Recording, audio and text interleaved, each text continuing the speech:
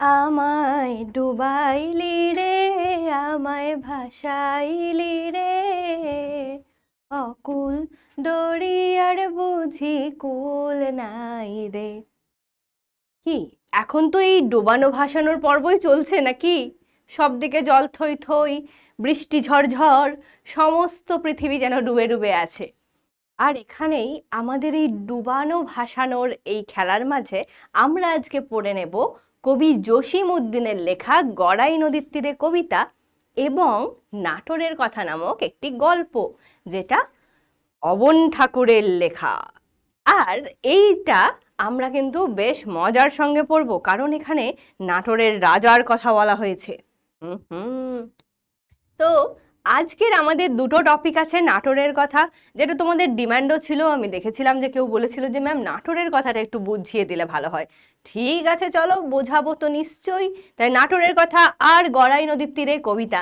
গড়াই নদীর তীরেতে গানটা করতে করতে এই জন্য এলাম, কারণ আমরা গড়াই নদীর তীরে যখন পড়বো তখন দেখব যে কবি জসিম উদ্দিন যার লেখা এই কবিতা, তিনি কিন্তু এই গানটাও লিখেছিলেন। কত সুন্দর না গানটা? আমায় ডুবাইলি রে, আমায় ভাসাইলি রে, অকুল দরিয়ার বুঝি কুল নাই রে। আমার তো ভীষণ ভালো লাগে গানটা, তাই জন্য গান করতে করতেই সকাল সকাল চলে এসেছি তোমাদের কাছে। আমি তোমাদের স্নেহা ম্যাম আবারও তোমাদের কাছে হাজির হয়ে গেছি বাংলার দুটো টপিক নিয়ে। তো চলো আমরা স্টার্ট করি, কিন্তু হ্যাঁ, তার আগে আমাদেরকে একটা ছোট্ট জিনিস একটু মনে রাখতে হবে। একটু বলে নিই বিষয়টা। সেটা হচ্ছে যে যারা যারা পিডব্লিউ অ্যাপ এখনো ইনস্টল করনি বা যারা ফ্রি ব্যাচ এনরোল করতে চাও, তাদের জন্য একটা স্টেপ। এমন কিছু ব্যাপার না, খুবই সহজ, খুবই ইজি একটা স্টেপ, যে তোমরা তোমাদের ফোনেতে, অর্থাৎ তোমাদের তো নয়, এখন তোমরা অনেক কচি কাঁচা আছো, তো তোমাদের বাবা মায়েদের ফোনেতে, যেখান থেকে তোমরা ক্লাস করো সেই ফোনেতে যাবে, গিয়ে সেখানে তোমাদের প্লে স্টোর থেকে ফিজিক্সওয়ালা অ্যাপ ডাউনলোড করবে, যেটা পিডব্লিউ বলে লেখা থাকে, অনলি P&W দেখতে পাচ্ছ, ফিজিক্সওয়ালা পিডব্লিউ। তো পিডব্লিউ অ্যাপ ডাউনলোড করবে। অ্যাপ ডাউনলোড করার পর sign in with mobile number and OTP, তোমাদেরকে তোমাদের মোবাইল নাম্বার দিয়ে, এবং সেই মোবাইল নাম্বারে অবশ্যই একটা ওটিপি আসবে। তো ওয়ান টাইম সেই যে পাসওয়ার্ডটা সেটা তোমরা দেবে, দিয়ে তারপরে তোমরা ভিতরে ইন করে যেতে পারবে। দেন সার্চ ব্যাচ নেম, তারপরে তোমরা কি করবে, ব্যাচ নেমটাকে সার্চ করবে যে তোমরা কোন ব্যাচটা নিতে চাইছো। অবশ্যই আমাদের যেহেতু এটা ফ্রি ব্যাচ, তাই জন্য ইজিলি তোমরা এটার ফ্রি অ্যাক্সেস পেয়ে যাবে, কোনো রকম টাকা পয়সা লাগবে না। অনেক ক্ষেত্রে হয়তো মনে হতে পারে যে অ্যাপ কিনছি মানে, অ্যাপের থ্রু যাচ্ছি মানে টাকা লাগবে, আমরা ইউটিউবে দেখছি মানে ফ্রিতে দেখছি, সেরকম কোনোই ব্যাপার না। যখনই তোমরা অ্যাপেতে যাবে, অ্যাপে গিয়ে একটা নেম সার্চ করবে, তোমাদের যে কোনো ব্যাচের নাম, সেটা তোমরা এখন আমাকে যারা যারা দেখছো, সেটা যদি 8 হয়, 8, 9, 10 যেই হোক না কেন, তোমরা তোমাদের পরিচিত প্রয়োজনীয় ব্যাচ নেম সার্চ করবে। দেন জয়েন ফর ফ্রি, ফ্রিতে জয়েনিং এর অপশনে যাবে, তাহলে ফ্রিতে জয়েন করতে হবে। Gate free access to notes and practice sets, তাহলে তোমরা সেখান থেকে নোটস এবং প্র্যাকটিস সেটসের যে ফ্রি অ্যাক্সেস সেটা তোমরা পেয়ে যাবে। ডিঙ্কা চিকা, এই হয়ে গেল আমাদের বিষয়। এমন কিছু ব্যাপার না, জাস্ট কয়েকটা স্টেপ। যদি নিজেরা না পারো, কাউকে, বড়দেরকে কাউকে বলো, হতে পারে কোনো দাদা দিদি যারা হয়তো পড়াশোনা করছে, কিংবা কোনো পরিচিত লোকজন, বাবা মা যদি পারেন বাবা মা, বেশ, যে হোক, তোমাদের বড়রা কেউ সাহায্য করে দিতেই পারেন। এবং তোমরা নিজেরাও জানি খুব চস্ত, পাকা পোক্ত, তোমরা চাইলে তোমরা নিজেদের মতো করে এই স্টেপটা ফলো করে পিডব্লিউ অ্যাপটা ডাউনলোড করে নিজেদের সাইন ইনটা করে রাখতে পারো, কারণ তোমরা এখান থেকে নোটস আর প্র্যাকটিস সেটগুলো ফ্রিতে পাবে। ওকে, তো চলো আমাদের টপিকসে ফেরা যাক। টপিকস কি ছিল আমাদের, এখনই বললাম নাটোরের কথা আর গড়াই নদীর তীরে, এই দুটো টপিক আমরা আজকে কভার করব। তো প্রথম হচ্ছে অবনীন্দ্রনাথ ঠাকুর, অবন ঠাকুর নামে যিনি পরিচিত। তো এই অবনীন্দ্রনাথ ঠাকুরের কথা একটু জেনে নিই। রবীন্দ্রনাথ ঠাকুরের ভাইপো অবনীন্দ্রনাথ বা অবন ঠাকুর ছিলেন একজন প্রখ্যাত শিল্পী। আমরা জানি যে তিনি ভারত মাতার ছবি এঁকেছিলেন, প্রখ্যাত শিল্পী তিনি, ছবি আঁকতেন, সুন্দর সুন্দর ছবি আঁকতেন অবনীন্দ্রনাথ, শিল্পকলা তার একদম মানে ভরপুর ছিল। আর তিনি কিন্তু ভারত মাতার ছবি এঁকেছিলেন, এটা কিন্তু মনে রাখবে। রবীন্দ্রনাথের চিত্রাঙ্গদা অলঙ্করণ করেছিলেন তিনি। বিলাতি শিল্পীদের কাছে চিত্রবিদ্যা শিক্ষা করেন। মুঘল ও প্রাচীন ভারতের মহিমা এবং ভারতীয় জীবনচিত্র ছিল তার ছবির অন্যতম বিষয়। তাহলে তার ছবির অন্যতম বিষয় কি ছিল? এটা একটা প্রশ্ন হতে পারে, যদিও তোমাদের আসে না ওইভাবে, কিন্তু তাও একটা প্রশ্নের মতো এখানে জায়গা আছে, তাই বলে দিলাম। ছোটদের জন্য লেখা তার বইগুলি বাঙালির অক্ষয় সম্পদ। বাংলাদেশের আচার অনুষ্ঠান, ব্রতকথা, রূপকথা তার লেখায় নতুন করে প্রাণ পেয়েছে। রাজকাহিনী, ভূতপত্রীর দেশ, নালক, শকুন্তলা, ক্ষীরের পুতুল, খাতাঞ্চির খাতা, আলোর ফুলকি, বুড়ো আংলা, ঘরোয়া, জোড়াসাঁকোর ধারে, ভারত শিল্প, বাংলার ব্রত, বাগেশ্বরী শিল্প প্রবন্ধাবলী। আমি তো হাঁপিয়ে গেলাম। আরো আছে ভারত শিল্পের সরঙ্গ, তার রচিত বিখ্যাত গ্রন্থ। ওরে বাবা, আর পারলাম না, অনেক আছে, তার মধ্যে দু চারটে মনে রেখো। পাঠ্যাংশটি তার ঘরোয়া গ্রন্থ থেকে নেওয়া হয়েছে, অর্থাৎ আমাদের যে পাঠ্য সেটাই ঘরোয়া বলে যে গ্রন্থ সেখান থেকে গৃহীত হয়েছে। তাহলে আমরা পাঠ্যাংশের উৎস হিসেবে এটাকে দেখতে পারি, তাই তো? ওকে, তো এই হয়ে গেল আমাদের পাঠ্যাংশের উৎস এবং লেখক পরিচিতি। এবার আমরা আসি মূল পাঠ্যে, নাটোর। চলো দেখা যাক। আজ সকালে মনে পড়লো একটি গল্প, সেই প্রথম স্বদেশী যুগের সময়কার কি করে আমরা বাংলা ভাষার প্রচলন করলাম। প্রথমেই দেখো একটা বেশ বিষয় আছে না, একটা বেশ ইতিহাস ভাব আছে না, যে কি করে আমরা বাংলা ভাষার প্রচলন করেছি। বাংলা ভাষা তার মানে কি বলতে চাইছি, যে বাংলা ভাষা কি আগে প্রচলিত ছিল না? মানে বাংলা ভাষার বিষয়টা কি? আমরা যে বাংলা ভাষায় কথা বলছি, বাংলা ভাষায় আমাদের যা কিছু করা হচ্ছে, তার মানে কি সেটা ছিল না নাকি? ভূমিকম্পের বছর সেটা, সব দিকে ভূমিকম্প হচ্ছিল সেই সময়। প্রভিন্সিয়াল কনফারেন্স হবে নাটোরে। বেশ, প্রভিন্সিয়াল কনফারেন্স মিন্স প্রাদেশিক যে সভা টাইপের বলতে পারো, যে কনফারেন্স যেটা হয়, মানে আমাদের কি হয়ে থাকে সেখানে একটা সম্মিলন বা কোনো কিছুর আলোচনা, সেটা ঠিক আছে। তো আমি এটা লিখে দিচ্ছি যে প্রাদেশিক একটা সম্মেলন, প্রাদেশিক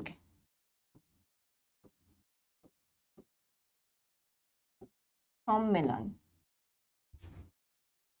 সেটা কোথায় হবে? সেটা হবে নাটোরে। নাটোর একটা জায়গার নাম, অবভিয়াসলি এইটা একটা জায়গার নাম, কিন্তু পরবর্তীকালে একটা মানুষের নাম পাবো।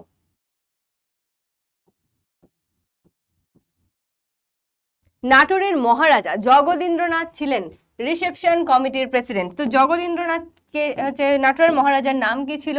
জগদীন্দ্রনাথ।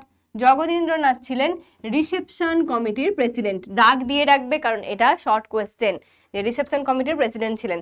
আমরা তাকে শুধু নাটোর বলেই সম্ভাষণ করতাম। যেহেতু তিনি নাটোরের মহারাজা ছিলেন, তাই জন্য তার নাম হয়ে গেছিল নাটোর। তাহলে এখানে এই যে এটা জায়গার নাম লিখলাম, এটা তাহলে কি লিখবো? এটা জগদীন্দ্রনাথের নাম ছিল, তাহলে এটা একটা ব্যক্তির নাম, ঠিক তো? ব্যক্তির নাম তো।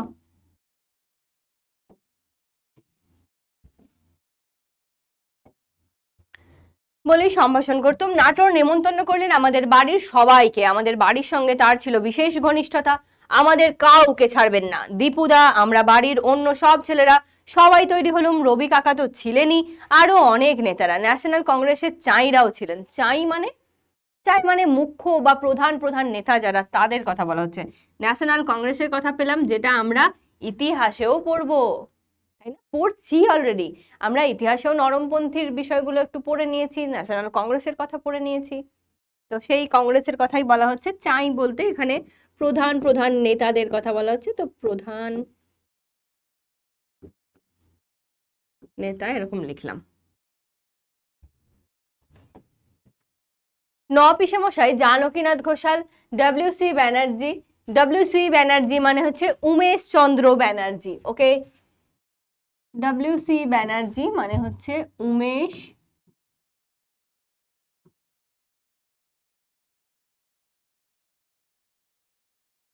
চন্দ্র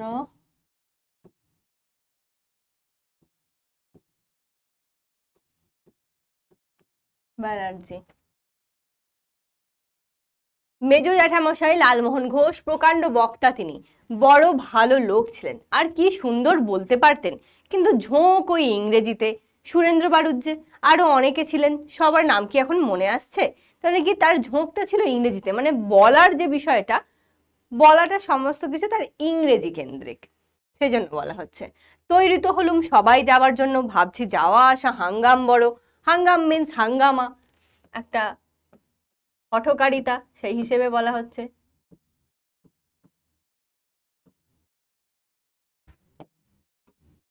নাটোর বললেন, কিচ্ছু ভাবতে হবে না দাদা, ব্যবস্থা হয়ে গেল। এখান থেকে স্পেশাল ট্রেন ছাড়বে আমাদের জন্য। রওনা হলুম সবাই মিলে হই হই করতে করতে। চোগা চাপকান পরেই তৈরি হলুম।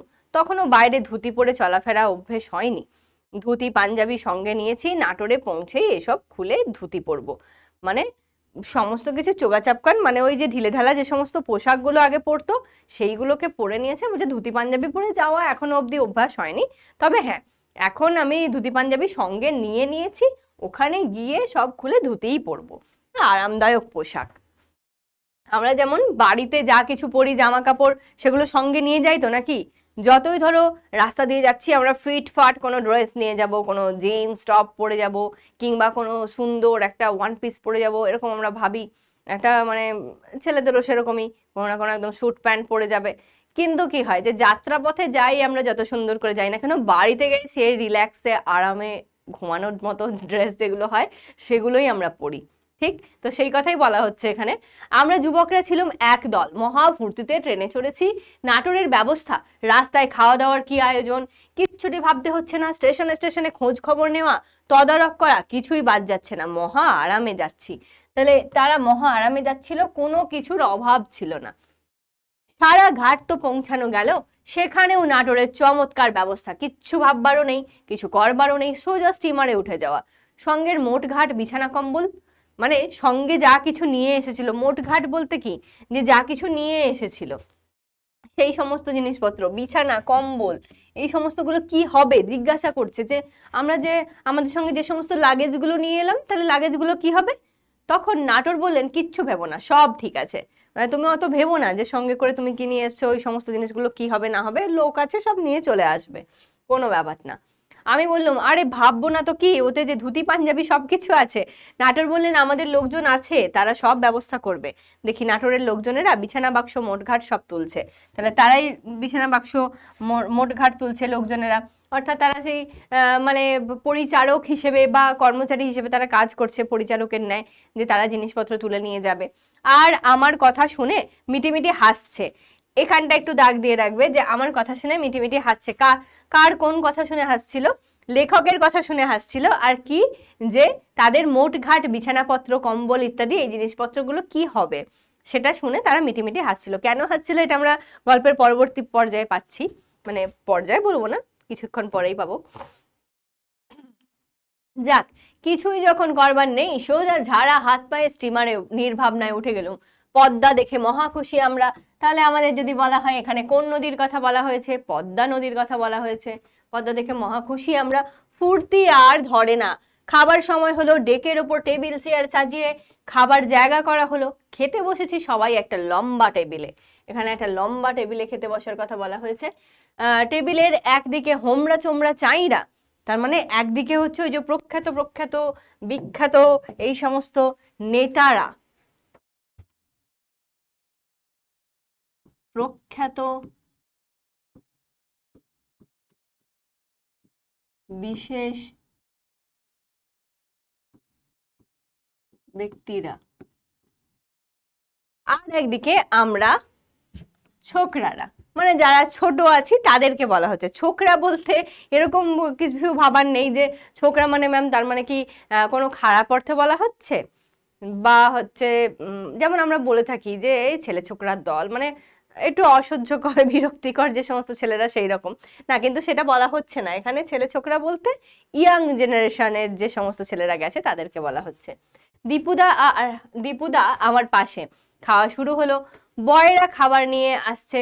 বয় বলতে ওই যে যেমন আমরা বলে থাকি হোটেল বয়, সেই রকম বয়, মানে ইংরেজিতেই এটা বয় বলা হয়েছে, ঠিক আছে, মানে যারা খাবার পরিবেশন করছে। খাবার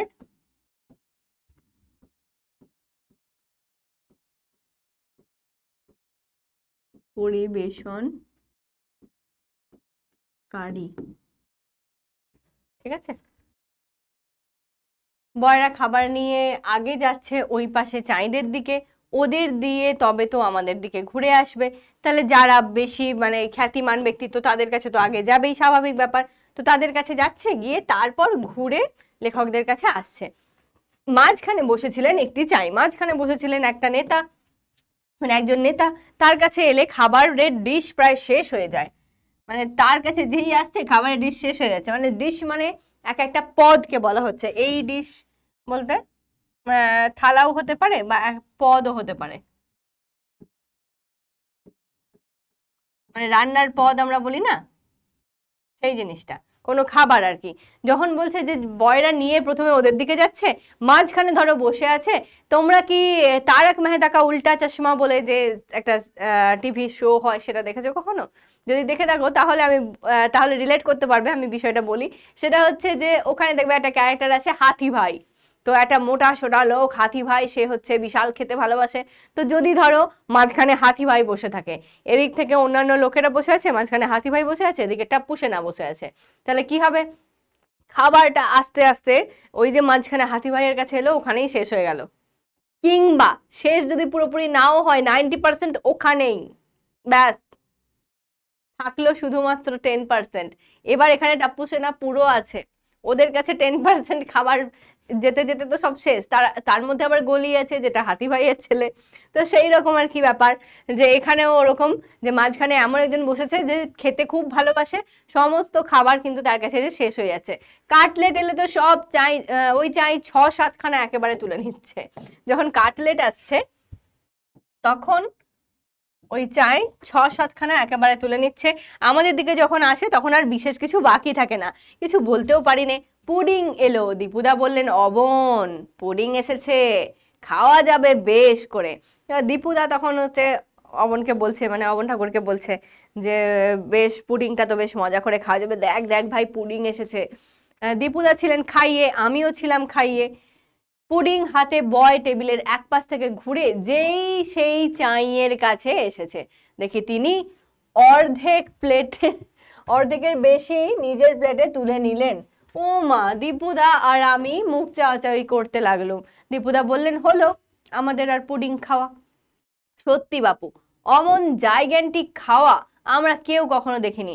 এই জাইগ্যান্টিক খাওয়া মানে হচ্ছে ওরকম রাক্ষসে খাওয়া, আমরা বলি না রাক্ষসে খাওয়া, রাক্ষসের মতো।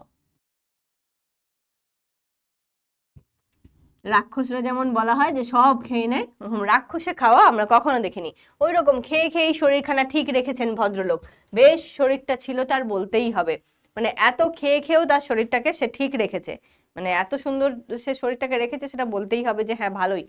দীপুদা শেষটায় বয়কে টিপে দিলেন, মানে বয়কে একটুখানি পিঞ্চ করে দিয়ে বললেন যে এই বেটা এদিকেও একটু নিয়ে আসো, সব তো ওদিক দিয়ে আস্তে আস্তে আস্তে শেষ হয়ে যাচ্ছে নাকি, তুমি তো নিজেও দেখতে পাচ্ছ, বুঝতে পারছো তো নাকি? ওকে একটু চুপি চুপি বলে দিল আর কি, টিপে দিল মানে। এবার তখন সে কি বলছে, এবার খাবারটা আগে যেন আমাদের দিকেই আনে। তারপর থেকে দেখতুম যে দুটো করে ডিশে খাবার আসতো। এখানে ডিশ মানে অবশ্যই থালার কথাই বলা হয়েছে, দুটো করে থালা বা ট্রে যে ধরনের জিনিস হয়, দুটো করে থালাতে খাবার আসতো।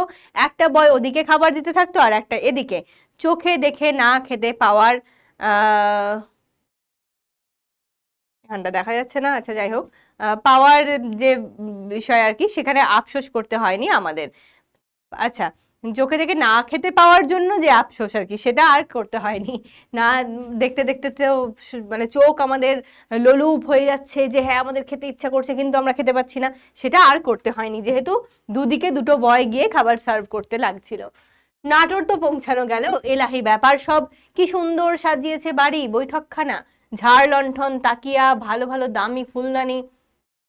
আচ্ছা, এখান থেকে একটুখানি দেখবে বাড়ির বর্ণনাটা কি সুন্দর করে সে সাজিয়েছে। তাকিয়া ভালো ভালো দামি ফুলদানি, কার্পেট, সে সবের তুলনাই নেই, যেন ইন্দ্রপুরী। কিসের সাথে তুলনা করা হলো? যেন ইন্দ্রপুরী। কি আন্তরিক, কি আদর যত্ন, কি সমারোহ, কি তার ব্যবস্থা, একেই বলে রাজ সমাদর। লাইনটা রাখ দেবে। সবকিছু তৈরি হাতের কাছে, চাকর বাকরকে সব শিখিয়ে পড়িয়ে ঠিক করে রাখা হয়েছিল। না চাইতেই সব জিনিস কাছে এনে দেয়। ধুতি চাদরও দেখি আমাদের জন্য পাট করে সব তৈরি করা। পাট করা মানে সুন্দর করে ভাঁজ করা। ঠিক আছে, লিখেই দিই, সুন্দর করে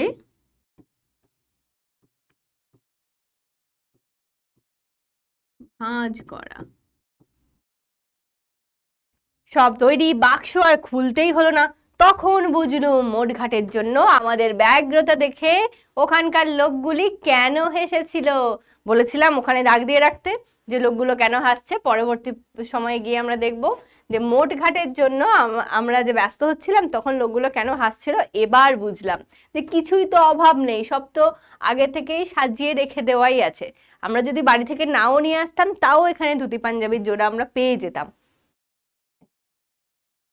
নাটোর বললেন, কোথায় স্নান করবে অবন্দা, পুকুরে? আমি বললাম, না দাদা, সাঁতার টাতার জানি নে, শেষটায় ডুবে মরবো। তাহলে অবন ঠাকুর কি সাঁতার জানতেন? না, সাঁতার জানতেন না। তার উপর যে ঠান্ডা জল, আমি ঘরেই চান করব। চান টান সেরে ধুতি পাঞ্জাবি পরে বেশ ঘোরাঘুরি করতে লাগলুম। আমরা ছোকরার দল, আমাদের তেমন কোনো কাজকর্ম ছিল না। রবি কাকাদের কথা আলাদা। এই রবি কাকা মানে বুঝতেই পারছো রবীন্দ্রনাথ ঠাকুরের কথা বলা হচ্ছে। রবীন্দ্রনাথ ঠাকুর। খাওয়া দাওয়া ধুমধাম, গল্প গুজব। রবি কাকা ছিলেন গান বাজনাও জমতো খুব। নাটোরও ছিলেন বেশ গান বাজনার বিশেষ উৎসাহী। তিনিই ছিলেন রিসেপশন কমিটির প্রেসিডেন্ট। এটা আগেও বলা হয়েছে যে তিনি ছিলেন রিসেপশন কমিটির প্রেসিডেন্ট, আবারও বলা হয়েছে। তো আমি একবার দাগ দিয়েও দিচ্ছি, এই জায়গাটা দেখে রাখবে। কাজেই তিনি সব ক্যাম্পে ঘুরে ঘুরে খবরাখবর করতেন। মজার কিছু ঘটনা থাকলে আমাদের ক্যাম্পে এসে খবরটাও দিয়ে যেতেন। খুব জমেছিল আমাদের। রাত সুখে আছি। ভোরবেলা বিছানায় শুয়ে তখনও চোখ খুলিনি, চাকর এসে হাতে গড়গড়ার নল গুঁজে দিলে। গড়গড়া মানে হুঁকো, ওই যে করে একটা আওয়াজ হয় না, হুঁকোতে দেখায়। মানে কিরকম কি জিনিসটা আমি যদিও সামনাসামনি কখনো চোখে দেখিনি, তবে হ্যাঁ, যেটুকু আর কি সিনেমা বা কোনো যাই হোক টিভিতে ইত্যাদিতে দেখেছি, ফোনেতে। তো সেটা হচ্ছে যে হুঁকোর ওই যে যে নলটা থাকে সেটা মুখে দিয়ে করে একটা আওয়াজ হয়, যেটা বুদ বুদ হয়। ওই জন্য আর কি ঘরঘরা বলা হয় ওটাকে। তো যাই হোক, ঘরঘরার নলটাকে গুঁজে দিল হাতে। কে কখন তামাক খায়, কে দুপুরে এক বোতল সোডা, কে বিকেলে একটু ডাবের জল, সবকিছু নিখুঁত ভাবে জেনে নিয়েছিল। কোথাও বিন্দু মাত্র ত্রুটি হবার জো নেই। তাহলে এই যে কে কখন কি খায়, তাদের চাকর বাকররা সেটাও কিন্তু ভালোভাবে নজরদারি করে রেখেছিল, ভালো করে জেনে নিয়েছিল ব্যাপারগুলো। আর কারো কোনো ত্রুটির ব্যাপার ছিল না। খাওয়া দাওয়ার তো কথাই নেই। ভিতর থেকে রানীমা নিজের হাতে পিঠে পায়েস করে পাঠাচ্ছেন। ওখান থেকে রানীমা নিজে হাতে পিঠে পায়েস করে পাঠাচ্ছেন, আহা হা হা। তার উপর নাটোরের ব্যবস্থায় মাছ মাংস ডিম কিছুই বাদ যায়নি। হালুইকর বসে গেছে বাড়িতেই, নানা রকমের মিষ্টি তৈরি করে দিচ্ছে এ বেলা ও বেলা। এলাহি এলাহি, দারুণ ব্যাপার। এরকম যদি আমাদের হতো, ইস, আমাদেরকেও যদি কেউ এরকম করে নিয়ে যেত কি মজাটাই না হতো, তাই না? খুব ভালো হতো না? দেখছি পরীক্ষার পরে নাটোরে একটু ব্যবস্থা করছি, যদি একটু কল টল লাগানো যায়। হ্যালো নাটোরের মহারাজ, আমরা আসছি নির্মাণ বাংলার সব স্টুডেন্টদেরকে নিয়ে, আপনিও কিছু নির্মাণ করুন আমাদের জন্য, তাই তো? আমি ঘুরে ঘুরে নাটোরের গ্রাম দেখতে লাগলাম, কোথায় কি পুরনো বাড়ি ঘর মন্দির। সঙ্গে সঙ্গে স্কেচ করে যাচ্ছি, অনেক স্কেচ করেছি। এই যে স্কেচ করা, ছবি আঁকা, এখনো সেগুলি আমার কাছে আছে। চাঁইদেরও অনেক স্কেচ করেছি, এখন সেগুলি দেখতে বেশ মজা লাগবে। নাটোরেরও খুব আগ্রহ, সঙ্গে করে নিয়ে গেলেন একেবারে অন্দরমহলে রানী ভবানীর ঘরে। সেখানে বেশ সুন্দর সুন্দর ইটের ওপর নানা কাজ করা। ওর রাজত্বে যেখানে যা দেখবার জিনিস ঘুরে ঘুরে দেখতে লাগলেন। আর আমি স্কেচ করে নিচ্ছি। নাটোর তো খুব খুশি, প্রায়ই এটা ওটা স্কেচ করে দেওয়ার জন্য ফরমাশও করতে লাগলেন। তাছাড়া আরো কত রকমের খেয়াল, শুধু আমি নয়, দলের যে যা খেয়াল করছে। খেয়াল মানে এখানে আবার গানের খেয়াল নয়, এই সব খেয়াল টেয়াল নয়। এই খেয়াল মানে হচ্ছে ইচ্ছা বা শখ পূরণ, যেটাকে বলা হয়।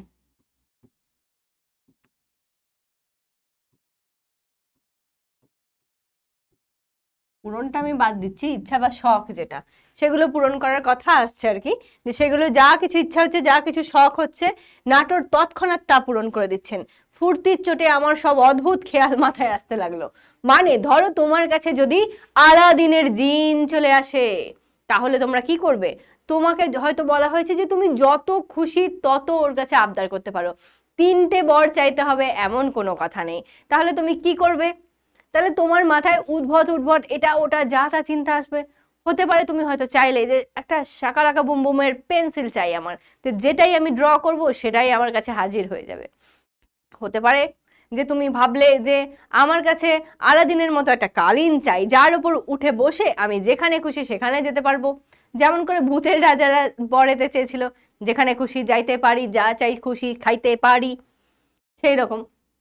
আর চেয়েছিল সানিধাপা মাগারেসা গাইতে পারি, তো সানিধাপা মাগারেসা গাওয়ার কথা হয়তো কেউ চাইবে না, কিন্তু কি চাইবে? আমার অনেক টাকা দাও, আমায় অনেক ঐশ্বর্য দাও, বিলাসবহুলতা দাও, আমাকে এই দাও সেই দাও, মানে যা যা মাথায় উদ্ভট চিন্তা আসতে পারে আমরা তাই তাই তার কাছে চাইতে পারি, তাই তো? যদি আমাদের কাছে ওরকম একটা জিনি চলে আসে, তো এখানে এই কাইন্ড অফ জিনি হচ্ছে যিনি নাটোরের মহারাজা। তো এই যে নাটোর, তিনি সমস্ত ইচ্ছা পূরণ করছেন ওই ইচ্ছা পূরণ দেবতার মতো, এইরকম একটা ব্যাপার।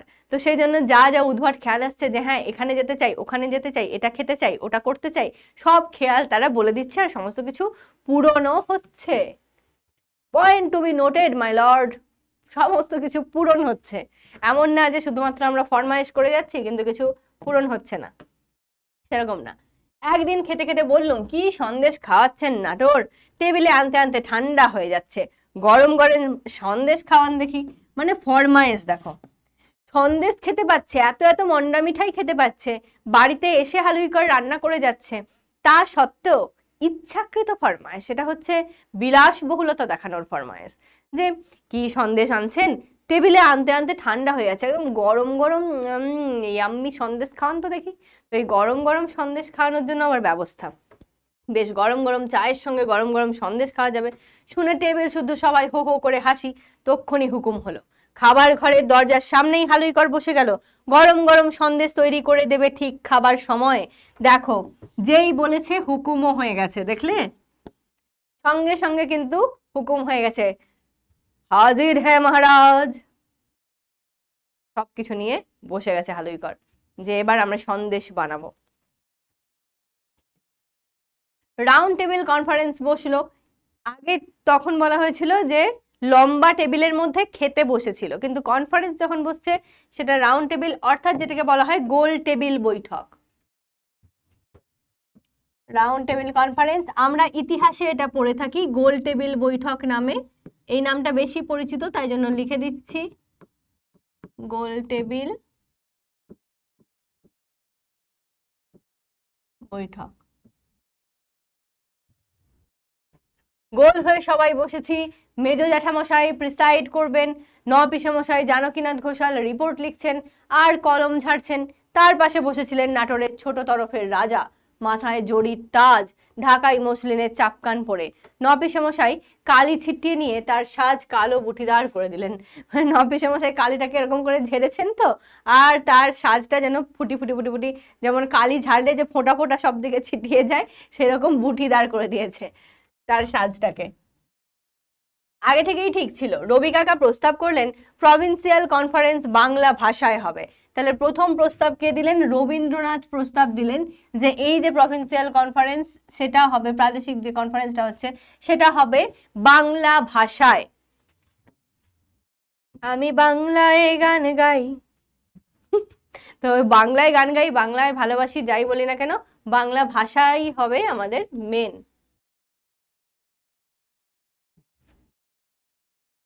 আমরা ছোকরার সবাই রবি কাকার দলে। আমরা বললুম নিশ্চয়ই প্রভিন্সিয়াল কনফারেন্স বাংলা ভাষার স্থান হওয়া চাই কনফারেন্সে। রবি কাকাকে বললুম ছেড়ো না, আমরা শেষ পর্যন্ত লড়বো এর জন্য। সেই নিয়ে আমাদের বাঁধলো চাঁইদের সঙ্গে, তারা আর ঘাড় পাতেন না। ছোকরার দল কথায় কথায় আমলই দেন না, তারা বলেন যেমন কংগ্রেস হয়ে এসছে তেমন এখানেও হবে, সবকিছু ইংরেজিতে। চাঁইরা অর্থাৎ ওই যে প্রধান নেতারা বলছে সবকিছু ইংরেজিতে হবে, তাই না? প্রধান নেতারা এটা বলছেন। যে সবকিছু হবে ইংরেজিতে। অনেক তক্কাতক্কির পর দুটো দল হয়ে গেল, কিছু দল ইংরেজির ভাষার পক্ষে, কিছু দল বাংলা ভাষার পক্ষে, এরকম দুটো দল বিভাজন হয়ে গেল। এক দল বলবে বাংলাতে, এক দল বলবে ইংরেজিতে। সবাই মিলে গেলুম প্যান্ডেলে, বসেছি, সব কনফারেন্স আরম্ভ হবে। রবি কাকার গান ছিল, গান তো আর ইংরেজিতে হতে পারে না, বাংলায় গান হলো। সোনার বাংলা গানটা বোধহয় সেই সময়ই করা হয়েছিল। বলছে রবি কাকাকে জিজ্ঞেস করে জেনে নিও। এবার বোঝো ঠেলা, লেখক তো বলে গেছেন রবি কাকাকে জিজ্ঞেস করে বলে নিও, মানে জেনে নিও। এবার রবি কাকাকে আমরা কোথায় পাবো? খুঁজতে যাবো নাকি দূরবীন নিয়ে? একটা বড় দেখে দূরবীন কিনবি, কিনে রবীন্দ্রনাথকে খুঁজতে যাবি, যেখানে দেখতে পাবি সেখানে দেখে জিজ্ঞেস করবি যে রবি কাকা, না না রবি দাদু, তুমি কি সোনার বাংলা গানটা তখনই লিখেছিলে? বলবে দূর হয় এখান থেকে, আমাকে দাদু বলতে এসছে, আমি বিশ্বকবি, সম্মান দাও। যখন প্রেসিডেন্ট উঠেছেন স্পিচ দিতে, ইংরেজিতে যেই না মুখ খোলা, আমরা ছেলে ছোকরা যারা ছিলাম বাংলা ভাষার দলে সবাই একসঙ্গে চেঁচিয়ে উঠলুম বাংলা বাংলা। মুখ আর খুলতেই দিই না কাউকে, ইংরেজিতে কথা আরম্ভ করলেই আমরা চেঁচাতে থাকি বাংলা বাংলা। মহা মুশকিল, কেউ আর কিছুই বলতে পারে না। তবুও ওই চেঁচামেচির মধ্যেই দু একজন দু একটা কথা বলতে চেষ্টা করেছিলেন। লালমোহন ঘোষ ছিলেন ঘোরতর ইংরেজি দুরস্ত, তার মতো ইংরেজিতে কেউ বলতে পারতো না। তিনি ছিলেন পার্লামেন্টারি বক্তা, তিনি শেষটায় উঠে বাংলায় করলেন বক্তৃতা। তাহলে লালমোহন ঘোষের কথা এখানে আমরা জানলাম, যিনি পার্লামেন্টের বক্তা ছিলেন। পার্লামেন্টারি বক্তা মানে পার্লামেন্টে তিনি ভাষণ দিতেন। কিসে ভাষণ দিতেন? ইংরেজিতে ভাষণ দিতেন। আর তার মতো সুন্দর, দুরস্ত মানে হচ্ছে যে একদম বিখ্যাত প্রখ্যাত সুন্দর, মানে তার ওপরে আর হয় না এই ধরনের, দারুণ বলতে পারেন সেই রকম ইংরেজির একজন বক্তা। তিনি শেষমেশ উঠে বাংলায় বক্তব্য রাখলেন। এটাই হচ্ছে মোড় ঘুরিয়ে দেওয়ার মতো একটা কথা, যে যেখানে আলাদা আলাদা একটা ভাগ হয়ে যাচ্ছিল, ইংরেজি নাকি বাংলা, বাংলাকে আমাদেরকে মানে একটা মর্যাদা দিতেই হবে এই সমস্ত জায়গায়, সেখানেতে বাংলায় যখন বক্তৃতা হলো তখন তো সব বাবা হচ্ছে। কি সুন্দর বলেছিলেন, যেমন পারতেন তিনি ইংরেজিতে বলতে, তিনি চমৎকার তেমন বাংলাতেও বক্তৃতা করলেন। আমাদের উল্লাস দেখে কে? আমাদের তো জয় জয়কার, কনফারেন্সে বাংলা ভাষা চলিত হলো। সেই প্রথম আমরা পাবলিকালি বাংলা ভাষার জন্য লড়লুম। পাবলিকালি অর্থাৎ জনগণের মাঝে বা জনসমক্ষে, সেখানে আমরা প্রথমবার বাংলার জন্য লড়লাম। বাংলায় আমার সর্ষে ইলিশ চিংড়ি কচি লাউ, বাংলা আমার যাই হোক না কেন, আমার বাংলা মানে আমারই, তাই না? বাংলা ভাষা নিয়ে আমরা জন্মেছি মানে আমরা আমাদের ভাষাটাকে মর্যাদা দেব। এবং তোমরা বাংলায় এসে ইংরেজি এত চালাবে সেটা তো আমরা মেনে নেব না। ইংরেজি চালাও কিন্তু একটা লিমিটে চালাও, তার সাথে বাংলাকেও মর্যাদা দাও, ঠিক? সেই জন্য এটা ছিল আমাদের বাংলা ভাষার জন্য প্রথম পাবলিকালি লড়াই। যাক, আমাদের তো জিত হলো, এবার প্যান্ডেলের বাইরে এসে একটু চা খাওয়া যাক। বাড়িতে গিয়েই চা খাবার কথা, তবে ওখানে চায়ের ব্যবস্থা কিছু ছিল। নাটোর বললেন কিন্তু গরম গরম সন্দেশ আর চায়ের সঙ্গে খাবার কথা আছে জবনদা। আমি বললাম সে তো হবেই, এটা হলো উপরই পাওনা, এখানে একটু চা খেয়ে নিই তো আগে। এখানকার মতো এখন আমাদের এখনকার মতো মানে বর্তমান সময়ের মতো এটা বলা হচ্ছে,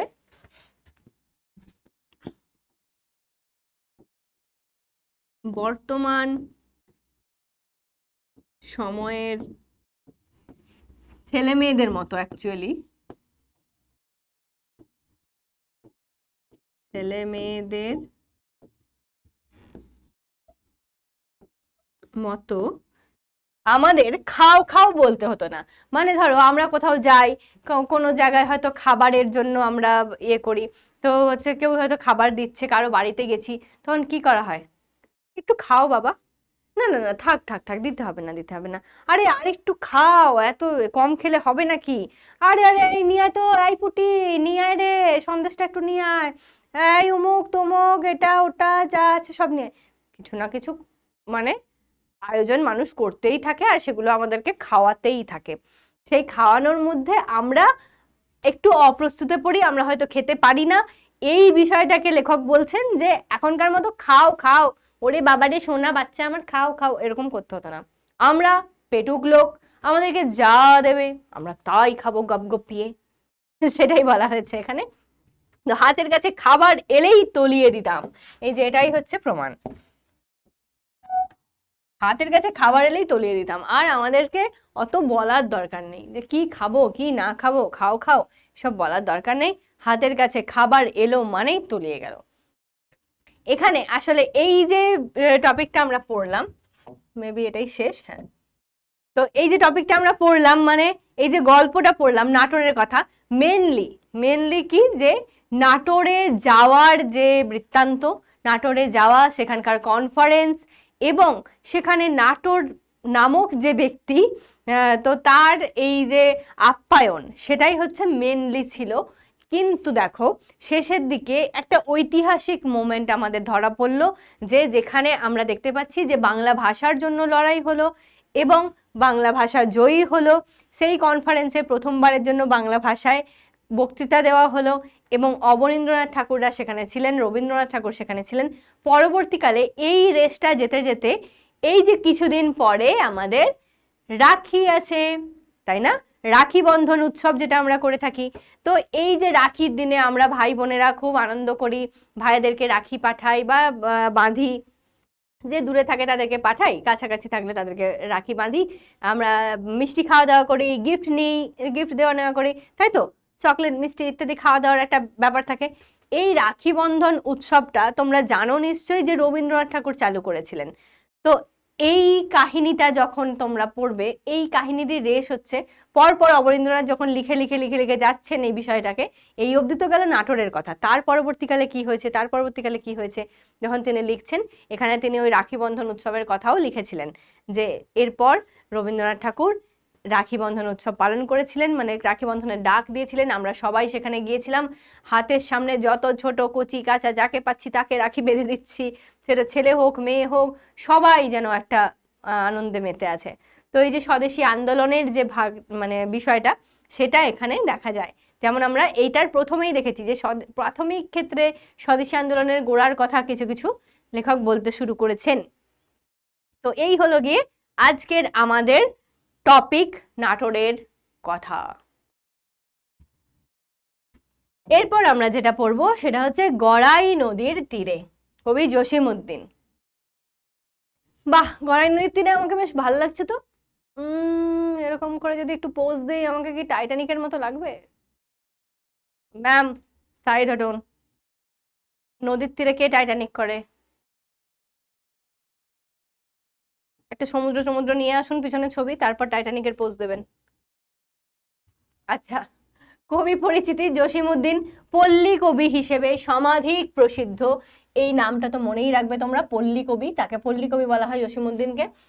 কবির জন্ম অধুনা বাংলাদেশের ফরিদপুরে, নকশিকাঁথার মাঠ, রাখালি, বালুচর, ধানক্ষেত, সুজনবাদিয়ার ঘাট তার অমর সৃষ্টি। বেদের মেয়ে শীর্ষক গীতিনাট্য, চলে মুসাফির নামক ভ্রমণ কাহিনী, ঠাকুরবাড়ির আঙিনায় গ্রন্থ রচনায় তার সাহিত্য প্রতিভার অনন্যতা ধরা পড়েছে। পাঠ্যাংশটি তার সুজনবাদিয়ার ঘাট কাব্যগ্রন্থ থেকে নেওয়া হয়েছে।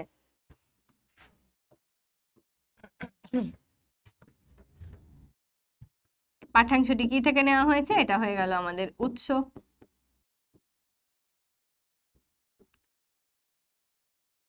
পল্লী কবি জসিমউদ্দিনের কথা দু একটা বলি।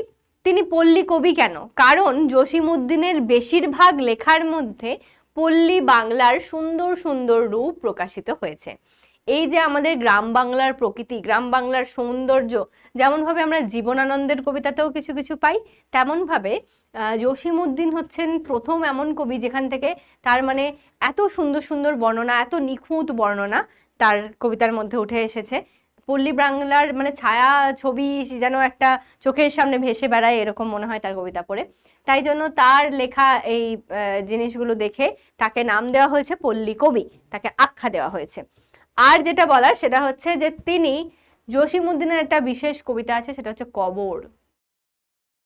কবর কবিতাটা যদি কখনো পড়ো, সম্ভবত তোমাদের সিলেবাসে নেই আপাতত, মানে 8 অব্দি সিলেবাসে তোমরা হয়তো পড়োনি কখনো, তো কখনো সময় পেলে একটু পড়ে দেখো। এই রে গানের মতো হয়ে গেল তো। কখনো সময় পেলে একটু ভেবো, কবর কবিতাটা কি সুন্দর, ম্যাম বলেছিল পড়তে। তো যাই হোক, কবর কবিতাটা সত্যিই সুন্দর, একবার পড়ে দেখবে, ভালো কবিতা। তো যাই হোক, সেই হচ্ছে একটা বিখ্যাত বিখ্যাত দারুণ একটা কবিতা, যেটা হচ্ছে জসীমউদ্দিনের লেখা। তারপরে তার এই নকশিকাঁথার মাঠ, তারপরে হচ্ছে ধান ক্ষেত, এই ধরনের লেখাগুলো তো অসাধারণ। আর সমস্ত কিছু দেখো, নামগুলো দেখেই মনে হচ্ছে গ্রাম্য গ্রাম্য। রাখালি, বালুচর, এগুলো কি কোনো শহুরে ব্যাপার স্যাপার, কোনো মানে যান্ত্রিকতার রূপ কিচ্ছু দেখতে পাচ্ছ? দেখো নামগুলোর মধ্যে সুন্দর সুন্দর এমনই নাম আছে যেগুলো একটা গ্রাম জীবনের প্রতিফলন ঘটাচ্ছে। তো যাই হোক, সেই হচ্ছে জসীমউদ্দিন। আর হচ্ছে গিয়ে তার লেখা গ্রন্থগুলি একসময় আমাদের কলকাতা ইউনিভার্সিটিতে পাঠ্যও ছিল, তার সময়কালীনই পাঠ্য ছিল। আবার তিনি যখন পড়াশোনা করেছেন, নিজের লেখা কবিতা নিজে পাঠ করছেন নিজে পড়াশোনাতে, মানে অসাধারণ কৃতিত্ব এই মানুষটার। এটা ভাবা যায় যে ধরো আমি আমি আমার ছোট বয়সে কবিতা লিখলাম, ছোট বয়স মানে আমি যখন স্কুলে পড়ছি, ধরো 12 অব্দি, কিংবা হয়তো অনার্স লেভেলে, যখন অনার্সে পড়ছি, মানে যেটাকে তোমরা কলেজ হিসেবে চেনো, কলেজে যখন পড়ছি, তো কলেজে যখন পড়ছি তখন হয়তো কোনো কবিতা লিখেছি। যখন আমি ইউনিভার্সিটিতে পড়ছি, আমারই কবিতা আমি পাঠ করছি ইউনিভার্সিটিতে গিয়ে। অসাধারণ না এটা? মানে আনবিলিভেবল। তো এটা জসীমউদ্দিনের ক্ষেত্রে হয়েছিল, এরকমই একটা অসাধারণ ব্যক্তিত্ব। চলো যাই আমরা মূল পাঠে। গড়াই নদীর তীরে, গড়াই নদীর তীরে কুটির খানিরে লতা পাতা ফুল মায়ায় রয়েছে ঘিরে। তাহলে গড়াই নদীর তীরে, এই যে ধরো এখানে একটা নদীর চিহ্ন দেখতে পাচ্ছ আশা করছি, নদীর চিহ্ন বলছি, মানে নদীর একটা ডুব আর কি, আছে, বাট অতটা বোঝা যাচ্ছে না বলে আমি আবার একটু করে দিচ্ছি। তো এই যে নদী, ধরো এটা একটা গড়াই নদী, গড়াই নদীর তীরেতে কি হয়েছে?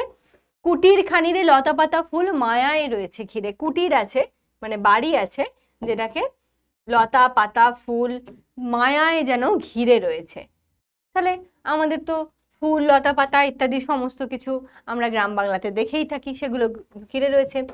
বাতাসে হেলিয়া আলোতে খেলিয়া সন্ধ্যা সকালে ফুটি। বাতাসের মধ্যে হেলছে দুলছে, আলোতে খেলে উঠছে, সন্ধ্যা সকালে ফুটে, সন্ধ্যাবেলা সকালবেলা ফুটে উঠছে ফুলগুলো। উঠানের কোণে বুনো ফুলগুলি হেসে হয় কুটি কুটি।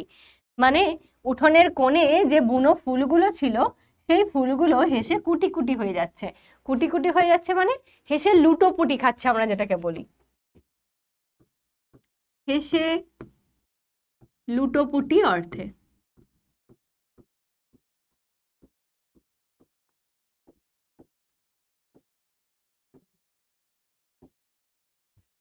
ঠিক আছে। মাচানের পরে শিম লতা আর লাউ কুমড়ার ঝাড়, আড়াআড়ি করে দোলায় দোলায় ফুল ফুল যতবার। তাহলে কি বলছে? মাচানের উপরে কি করা হয়? আমাদের যখন এই যে সিম গাছ, লাউ গাছ, এই ধরনের গাছগুলো হয়, যাদের বাড়িতে গাছ হয় তারা জানো নিশ্চয়ই। তো সিম গাছ, লাউ গাছ, এগুলো যেহেতু লতা জাতীয় গাছ হয়, তাদের জন্য মাচা তৈরি করতে হয়, মাচান বা মাচা বলা হয়। তো হচ্ছে সেগুলোকে করে, ধরো এখানে তো ছবি নেই, সাপোজ এই ধরনের একটা ইয়ে করা হয়, মাচা তৈরি করা হয়। ঠিক আছে, এই মাচার উপরে গাছটা যায়। মাচাটা অন্য কালার করলে ভালো হতো, যাই হোক গাছটাকেই আমি অন্য কালার করে দিচ্ছি। ধরো একটা গাছ, সে এখানে এখানে লতা দিয়ে উঠবে, উঠে এর মধ্যে দিয়ে এরকম ভাবে ঝুলবে, এখানে পাতা ফাতা ফুল ফল যাই হোক ঝুলে থাকবে, তাই তো? এটা হচ্ছে মাচান বা মাচা। যে যারা জানো তারা তো ভালো কথা, যারা জানো না তাদের জন্য বলে দিলাম। তাহলে সেই বলছে সেই মাচানের পরে শিম লতা লাউ কুমড়োর ঝাড় হবে, আড়াআড়ি করে দোলায় দোলায় ফুল ফুল যতবার। সে আড়াআড়ি করে মানে এই যে এটাতে আড়াআড়ি করে কি করছে, যেন দোলায় দুলদুল করে ফুল ফুল করে সে দুলছে। তাহলে এখানের মধ্যে কি বলা হলো? যে একটা পুরো গ্রাম বাংলার সুন্দর প্রকৃতির বর্ণনা, যে একটা গড়াই নদী যাচ্ছে, সেখানে কুটির আছে, কুটিরে কি আছে, সেখানে লতা পাতা ফুল ফলেতে ভরে আছে। আবার সেখানে যেমনভাবে গ্রামেতে কিছু বন ফুল প্রচুর হয়, এখন বর্ষার সময় তো প্রচুর হয়, তোমরা তো দেখেই থাকবে হয়তো, যে অটোমেটিক হয়, ওগুলো আমরা কেউ বসাই না, ওটা হয়তো পাখিরা কোনো ফল খেতে খেতে মুখ থেকে বীজ ছড়িয়ে গেছে, কিংবা যাই হোক কোনো না কোনোভাবে হাওয়ায় উড়ে এসে পড়েছে। সেরকম অনেক বন ফুল হয়, বুনো ফুল হয়, যেগুলো সকাল সন্ধ্যা ফুটে ওঠে এবং হাওয়ায় দুলতে থাকে, তারা যেন খেলতে থাকে, হেসে লুটোপুটি যায়।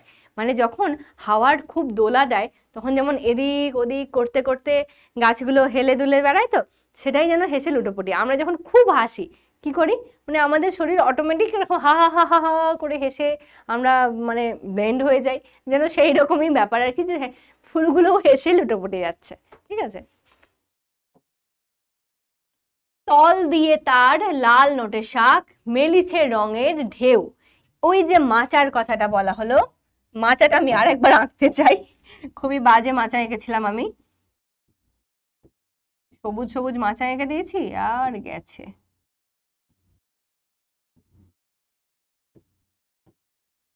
এই যে ধরো মাচাটা হয়েছে, মাচার মধ্যে এখানে কোনো একটা গাছ উঠেছে,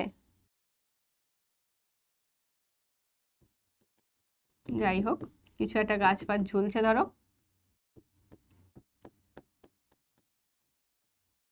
আর কি বলা হচ্ছে তার নিচে, এই যে মাচানটা আছে বা মাচাটা আছে তার নিচে লাল নোটে শাক, অর্থাৎ এই মেঝেটাতে অনেক লাল নোটে শাক হয়েছে। ঠিক আছে। তোমরা জানো যে নোটে শাক দু রকমের হয়, ঠিক তো? একটা সবুজ নোটে হয় আর একটা লাল নোটে হয়। নর্মালি নোটে শাক সবুজ রঙেরই হয়, আর একটা লাল নোটে হয়। তো সেই লাল নোটে শাক হয়েছে নিচেটাতে, সেটাই বলা হচ্ছে যে ওই মাচানের নিচে, তল দিয়ে অর্থাৎ মাচানের নিচে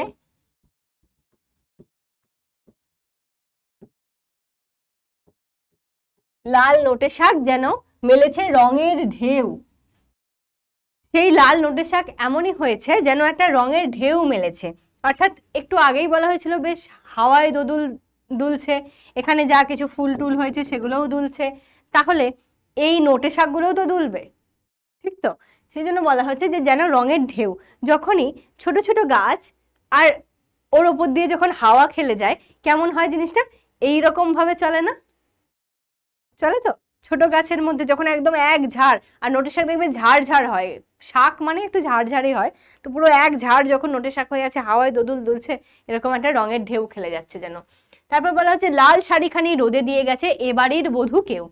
এবার একটা যেহেতু গ্রামের চিত্র বলা হচ্ছে, এর আগের ছবিটাই যদি আমরা দেখি তাহলে ধরো এখানে কোথাও একটা মাচান টাচান আছে, এখানে বাইরে বাড়ির বাইরে কোথাও একটা লাল শাড়ি টাড়ি একটা সে রোদে দিয়েছে, তো সেই রকমই বাড়ির বাইরে হচ্ছে রোদে দেওয়ার মতো করে আর কি লাল শাড়িটাকে রোদে দেওয়া হয়েছে।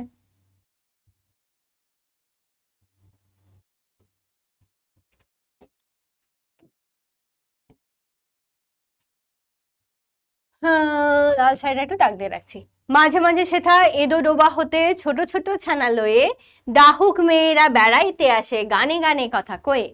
মাঝে মাঝে সেথা এদো ডোবা হতে, অর্থাৎ এখানে যদিও খুব সুন্দরী একটা মহিলার সুন্দর একটা দৃশ্য আঁকা হয়েছে, কিন্তু সেটা নয় অ্যাকচুয়ালি, এটা জাস্ট একটা ফর শো ধরো সেজন্য দিয়েছি। আর মেনলি হচ্ছে যে সেখানে এদো ডোবা, অর্থাৎ যে সমস্ত ডোবাগুলো যেন একটু সেই মজে গেছে, খুব একটা ভালো নেই, একটু নোংরা হয়ে গেছে, মানে মজে যাওয়া কিংবা পানায় ভর্তি,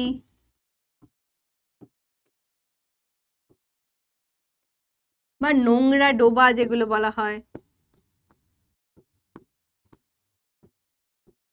সেই ধরনের ডোবাকে এঁদো ডোবা বলা হচ্ছে। সেখান থেকে ছোট ছোট ছানাদেরকে নিয়ে কে আসছে, ডাহুক মেয়েরা, অর্থাৎ ডাহুক পাখি যারা, ডাহুক একটা পাখি, ডাহুক মেয়েরা বলতে ডাহুক পাখির কথা বলা হয়েছে।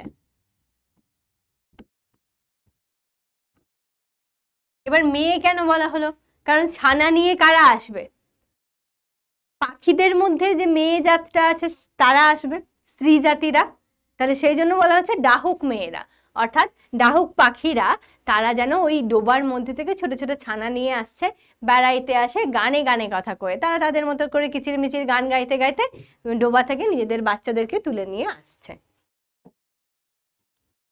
গাছের শাখায় বনের পাখিরা নির্ভয়ে গান ধরে, এখনো তাহারা বোঝেনি হেথায় মানুষ বসত করে।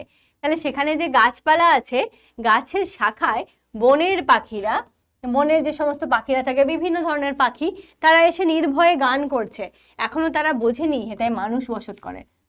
কেন বলা হলো ম্যাম? এটা তো প্রশ্ন, যে কেন বলা হচ্ছে যে তারা বুঝতে পারেনি মানুষ বসত করে, আর বুঝতে পারলেই বা কি? আসলে বিষয়টা হচ্ছে যে বনের পাখি যারা, যেখানে মানুষ বসবাস করে, সেই সমস্ত আর কি ঘন বসতিপূর্ণ এলাকায় তারা থাকে না।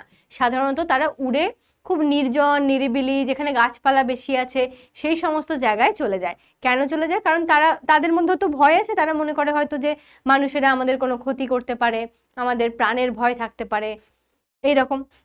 তো সেই জন্য বনের পাখিরা ঘন বসতিপূর্ণ এলাকায় খুব একটা থাকে না। কিন্তু বলা হচ্ছে গ্রামটা এতই শান্ত, সুমধুর, সুন্দর, যে সেখানে তারা এসে বাস করছে, নির্ভয়ে গান গাইছে, তারা বুঝতেই পারছে না যে এখানে মানুষ বসত করে। অর্থাৎ গ্রাম জীবনের যে একটা কম জনসংখ্যা, মানে সংখ্যালঘুতা, বা একটা নির্জন সুন্দর পরিবেশ, সেই রকম বিষয়টাকে এখানে বলা হচ্ছে। মটরের ডাল, মসুরের ডাল, কালিজিরা আর ধনে। কালিজিরা বলতে যেটা কালো জিরা আমরা বলি, কালো জিরে,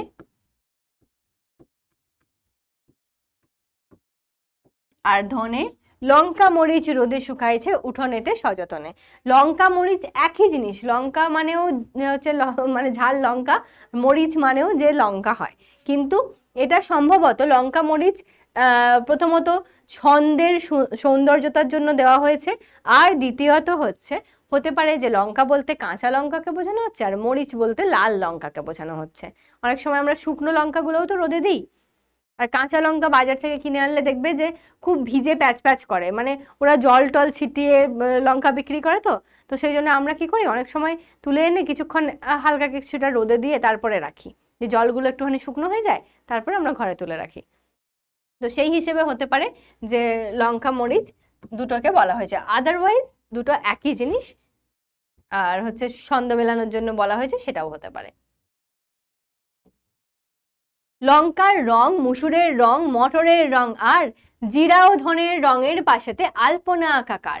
বলছে যে লঙ্কার রং, মুসুরের রং, মটরের রং এমন ভাবে আছে যে লঙ্কার লাল, মুসুরের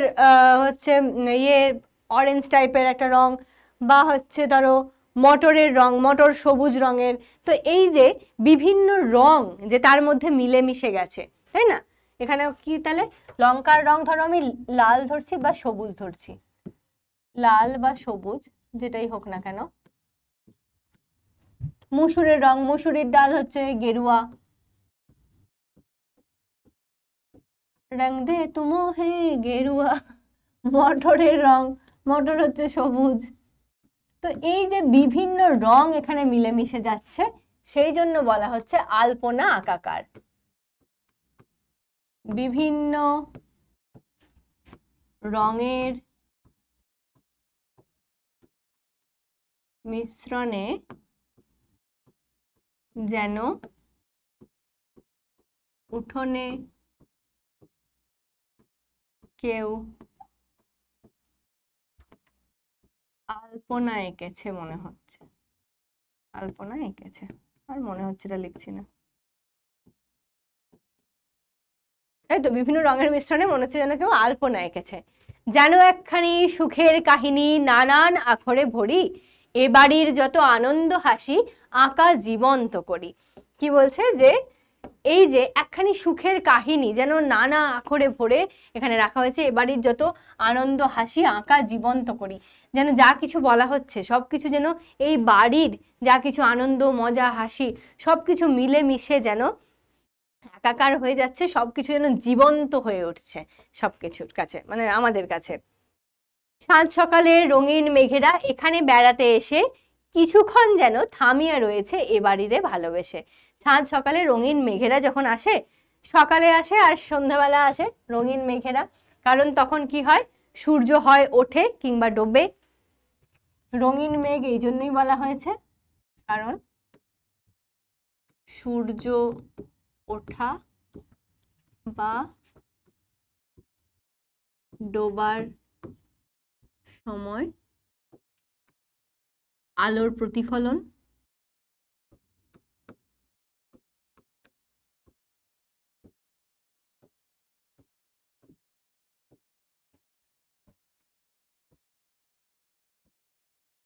ঠিক তো, মেঘের মধ্যে আলোর প্রতিফলন হচ্ছে, সেই জন্য রঙিন মেঘ।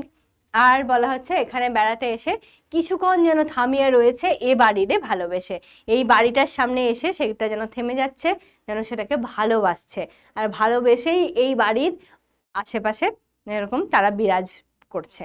ঠিক আছে, তাহলে পল্লী বাংলার একটা সুন্দর রূপ, একটা সুন্দর কুটিরের বর্ণনা পেলাম, যেটা গড়াই নদীর তীরে অবস্থিত, যার আশেপাশে অনেক ফুল ফল, অনেক গাছপালায় ভরপুর। সেখানে মানুষ বসবাস করে, তারা হয়তো কোনো বধূ এসে লাল শাড়ি রোদে দিয়েছে, কেউ হয়তো লঙ্কা মরিচ শুকনো করতে দিয়েছে, কেউ মসুরির ডাল, মটরের ডাল, কেউ কালো জিরে, মানে বাড়িতে যেমন হয়ে থাকে আর কি। তো সেই রকম সমস্ত কিছু শুকনো করতে দিয়েছে, যেন একটা আলপনা আঁকা রয়েছে, তার মধ্যে পাখিদের ডাক কলতান মিশে গেছে, কখনো আবার যেন মেঘ এসে থেমে যাচ্ছে, মানে অপূর্ব অসাধারণ দৃশ্য একটা। তো এই হচ্ছে আমাদের আজকের কবিতার বর্ণনা। এবার আসি আমরা কিছু কোয়েশ্চেন্সে। লেখকের বর্ণনা অনুযায়ী তখনকার নাটোরের মহারাজার নাম কি ছিল? তখনকার মহারাজার নাম ছিল জগদীন্দ্রনাথ রায়। লেখকরা তাকে নাটোর নামেই ডাকতেন।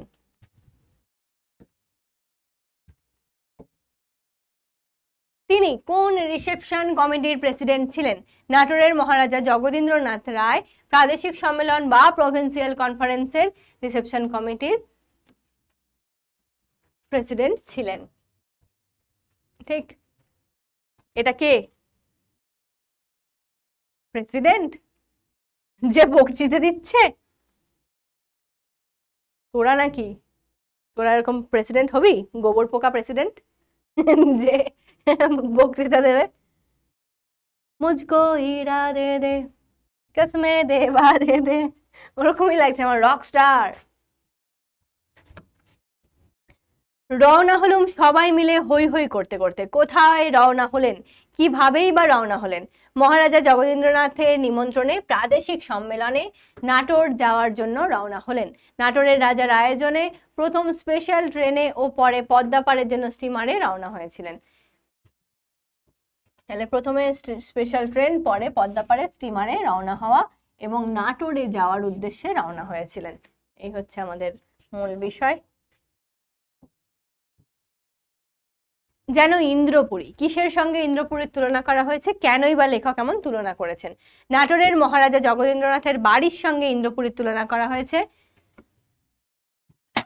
ইন্দ্রপুরী বা অমরাবতীতে যেমন সুখ ঐশ্বর্যের এলাহি ব্যাপার চলে, মহারাজার বাড়িতেও ভোগ সুখের অতুল ঐশ্বর্য লক্ষ্য করেছেন লেখক। সমস্ত বাড়ি, বৈঠকখানা, ঝাড়লণ্ঠ, সুদৃশ্য কার্পেট, ফুলদানি, ছবি দিয়ে সাজানো, তার সঙ্গে ইন্দ্রপুরীরই একমাত্র তুলনা চলে। তো যেটা আমি সেই সময় পড়ানোর সময়ও বলেছিলাম যে ওই ব্যাখ্যাটা ওখানটা মনে রাখবে, যে কি কি দ্বারা সাজানো, আরো কি কি বিষয়বস্তু ওখানে রয়েছে। উঠোনেতে কি কি শুকোচ্ছে? বলো গো, উঠোনে কি কি শুকোচ্ছিল? মটর, মসুর ডাল, কালো জিরে, ধনে, লঙ্কা, মরিচ রোদে শুকাচ্ছিল।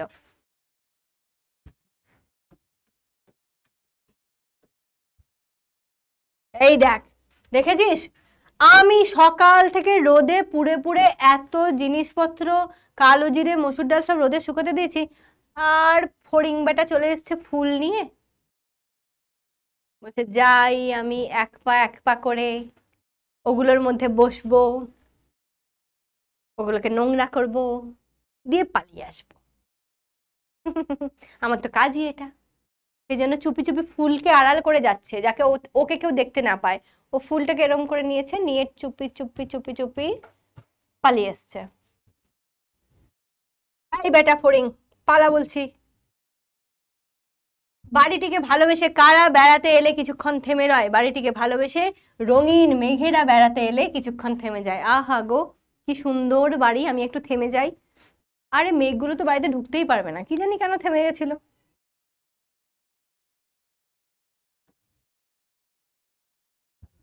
ডাহুক মেয়েরা বেড়াইতে আসে গানে গানে কথা কয়ে। ডাহুক মেয়ে কারা? তারা কাদের নিয়ে আসে, তারা কিভাবে কথা বলে? ডাহুক মেয়ে হচ্ছে এক জাতীয় জলচর স্ত্রী পাখি, তারা তাদের ছোট ছোট ছানা নিয়ে আসে, তারা গানে গানে কথা বলে।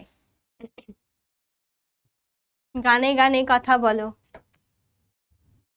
এ বাড়ির যত আনন্দ হাসি আঁকা জীবন্ত করি। কবিতায় কবি প্রকৃতির সঙ্গে একাত্ম যে গ্রামীণ কুটিরের জীবন্ত ছবি এঁকেছেন তার বিবরণ দাও। গ্রামীণ কুটির বা কুটির অ্যাকচুয়ালি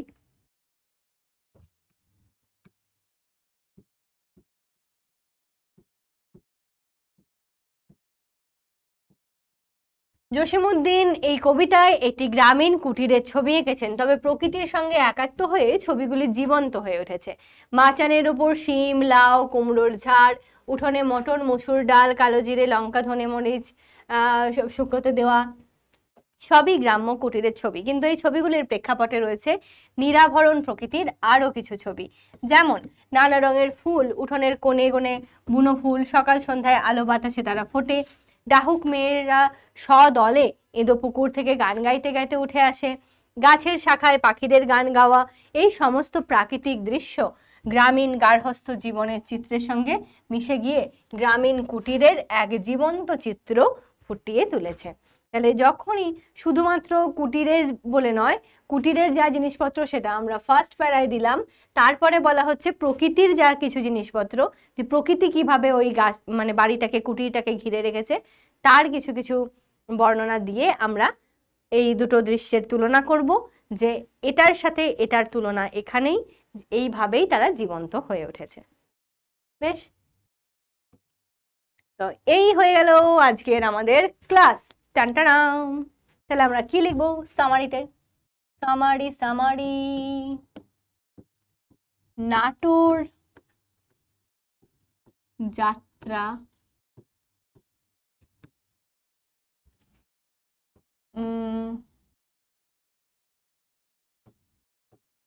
মহারাজের বাড়ির এলাহি আয়োজন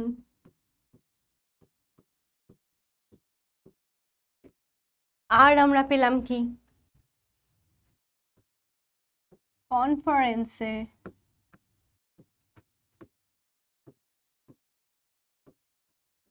বাংলা ভাষার জন্য আন্দোলন, পরিশেষে বাংলা ভাষার জয়। ঠিক। আর এখানে আমরা জসীমউদ্দিনের কবিতায় পেলাম পল্লী বাংলার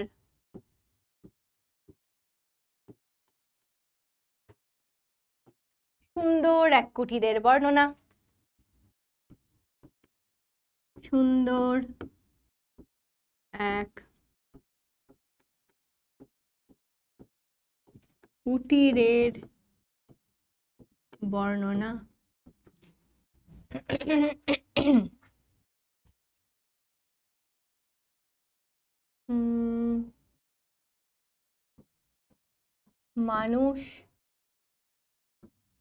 মানুষের কার্যাবলী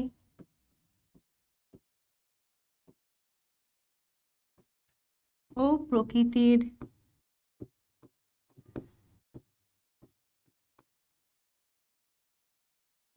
মিশ্রণে এক জীবন্ত চিত্র। রাইট? ওকে, ঠিক আছে। হোমওয়ার্ক যেটা আছে সেটা হচ্ছে যে প্রথমত তোমাদের যা কিছু আছে, তোমাদের যা কিছু ধরো কোয়েশ্চেন্স আছে আর কি বইয়ে, সমস্ত কিছু তোমাদেরকে পড়তে হবে। আর তার সাথে সাথে আমি দুটো মেন কোয়েশ্চেন কয়েকটা দিয়েছি, মানে দুটোই, যেন একখানি সুখের কাহিনী নানান আখরে ভরি। আখর শব্দের অর্থ কি? সুখের কাহিনী যে ছবি কবি এঁকেছেন তার মধ্যে কোনটি তোমার সবচেয়ে বেশি ভালো লেগেছে এবং কেন, এটা তোমরা বলবে। আর একেই বলে রাজ সমাদর। উদ্ধৃতির আলোকে নাটোরের মহারাজার অতিথি বাৎসল্যের পরিচয় দাও। বেশ, ঠিক তো? এই রাজ সমাদরের পরিচয় যদি পড়ে রাখো তাহলে ভালো কথা। এছাড়াও আমি যেটা বলবো সেটা হচ্ছে যে